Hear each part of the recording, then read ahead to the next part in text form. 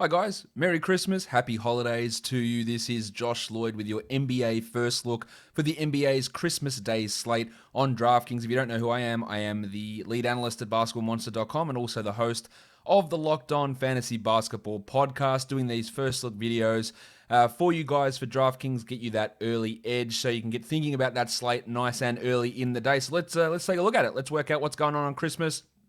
Of course, there are many different slates that we can be playing. It is a long day with games starting at midday Eastern, going through to 10:30 p.m. Eastern as well.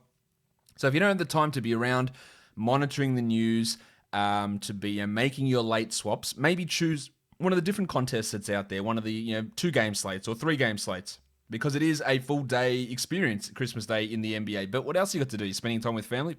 Forget about it. The NBA is what we want to be doing. Let's have a look at these games. The first one we look at here is the Pelicans and the Heat. The Heat come in favorites despite the results going the other way on opening night, with the Pelicans getting the win and the Heat getting the loss against their respective opponents.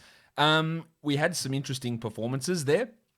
I think the one that really stands out to me in terms of price-wise here is Eric Bledsoe. He's at 5,600.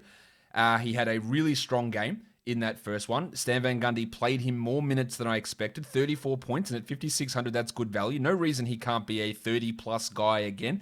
And I do want to highlight something, though. If you are playing on DraftKings and you go and bring up the player tab like I've got here on the screen, these numbers here, it says last game, one game played, they are not accurate. That is not what Eric Bledsoe did last game. He did not have 9 points with 2 steals and 2 blocks. That is not accurate. So when you're looking at these numbers, just be aware that they're not right. So don't base your value on what happened there with that level of production. That isn't what Eric Bledsoe did in the last game. He didn't score 9 points. So that is wrong. So just be aware of that.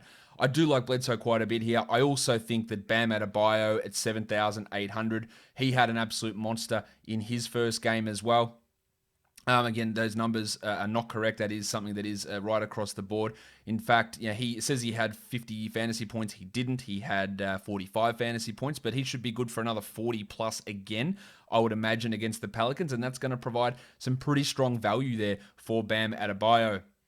Some other ones, if you want to look a little bit cheaper, I like Goran Dragic at 5,300, who looked really comfortable in his role. I think there's enough value in Dragic for us to get excited about using him.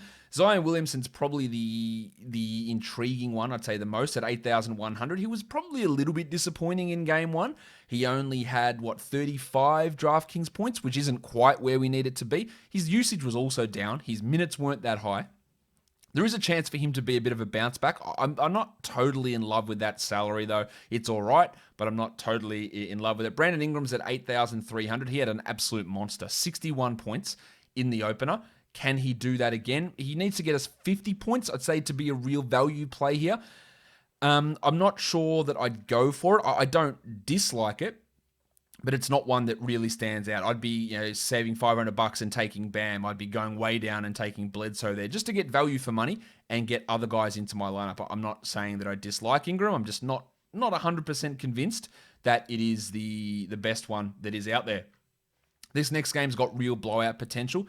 It is the Milwaukee Bucks and it is the Golden State Warriors. The Bucks narrowly lost to the Celtics. The Warriors were destroyed by the Nets. That is a real concern. We saw in game one, Budenholzer played his minutes, his stars a lot of minutes. Drew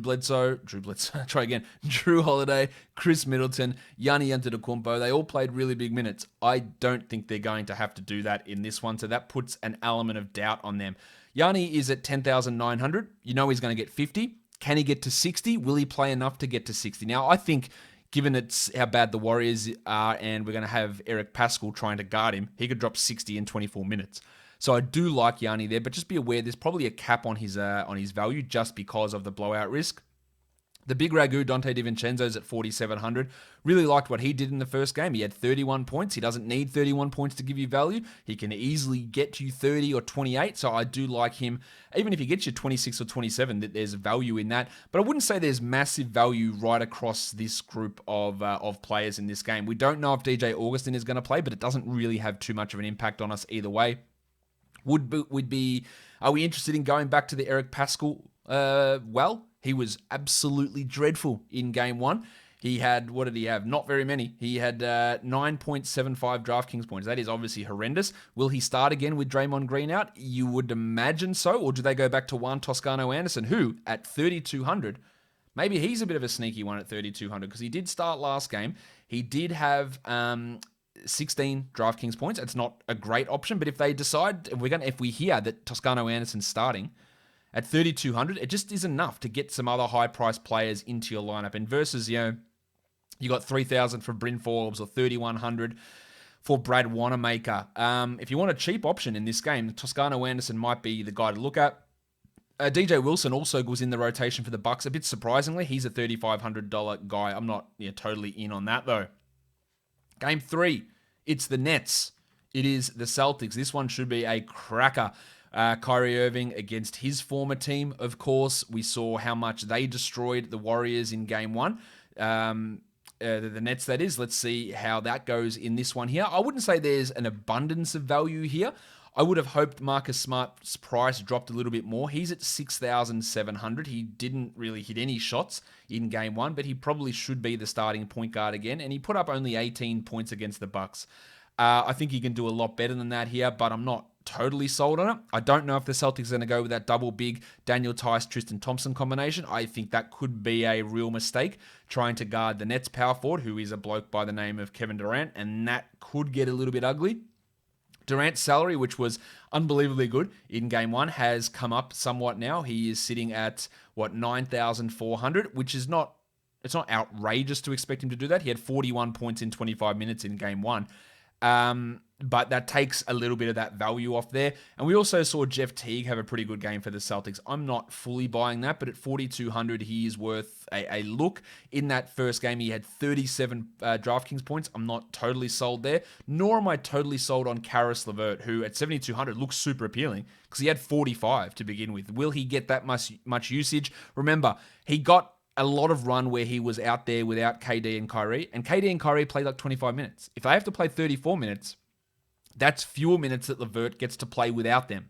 I'm not saying he can't be value at 7,200 because I think he can be okay. I just don't think that there is quite enough value there. Jason Tatum is looking all right, but I love Jaylen Brown. He's probably my best value play in this game. Jaylen Brown, 7,000. He was amazing in Game 1. Really, really strong. I don't know why I'm bringing this up because all the numbers are wrong, so I'll just take that down. I just wanted to show you his beautiful face. He had 53 in Game 1, and while I'm not expecting 53, a 40-pointer absolutely should be something that we're considering here for Jaylen Brown. Let's go on to the next one. It is the Dallas Mavericks and the Lakers. I fear there's blowout potential here for the Lakers, which could really limit how this game goes. LeBron is dealing with an ankle problem. He claims he's going to play, so that's obviously good news. With how they ran that center rotation, the Mavericks, I have concerns. They limited Dwight Powell. They barely played Willie Cauley-Stein. Is that going to change, though, against the Lakers and Marc Gasol and Montrezl Harrell and Anthony Davis?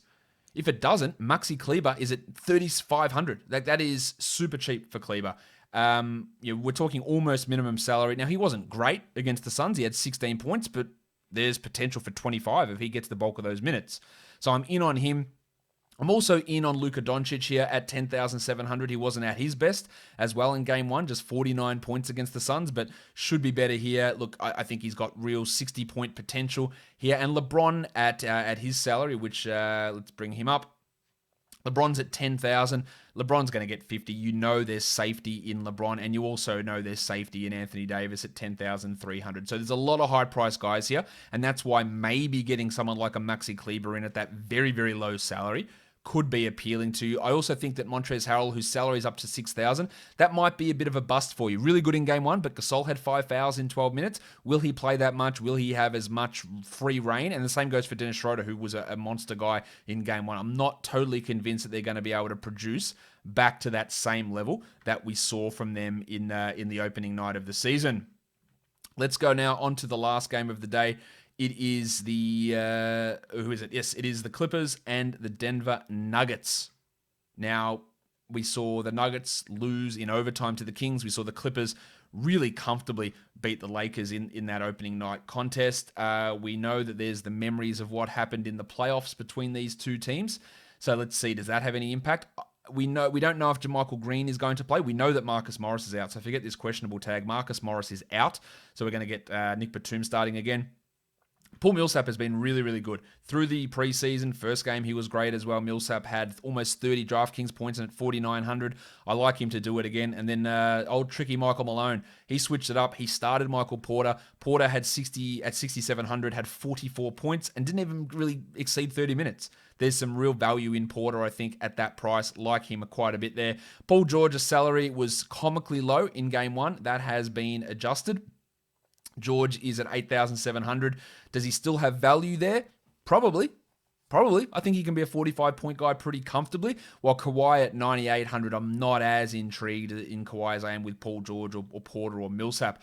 Big Chungus Nikola Jokic is at 10,100. I think if I'm spending 10,000, LeBron, Doncic, and Anthony Davis probably feel a little bit better, even though there is some blowout risk in that game. I'm not totally going to be sold on Jokic at 10-1, although he had 77 in game one. So he's not a horrible bet. He's a very, very safe floor player. And I want to know what's going to happen with this Clippers center rotation. Zubats at 5,300 has appeal. He had 24 points in game one, but he played 27 minutes. That's probably the most interesting part of it, to see Zubats. Let's bring his beautiful face up on the screen. Let's see if he gets 27 minutes again, he's not going to have just the 24 fantasy points. He will do better than that. I also think we're going to get somewhat of a bounce back from the headmaster Jamal Murray, but do I want to spend 8,500 on him? The answer to that's probably going to be no. So I likely won't get into the business of using him. Again, a flyer type here. I think we look at someone like Luke Kennard at 4,000. He looked better than Patrick Beverley. He looked maybe better than Lou Williams. The numbers weren't quite there, 15 points against the Lakers, but there's no reason he can't have a 27 or a 28 pointer here. And at 4,000, he won't be rostered in many leagues or in many lineups, so I think there is some GPP differentiation value in someone like the Duck Luke Kennard.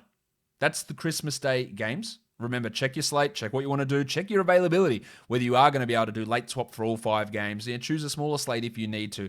Good luck.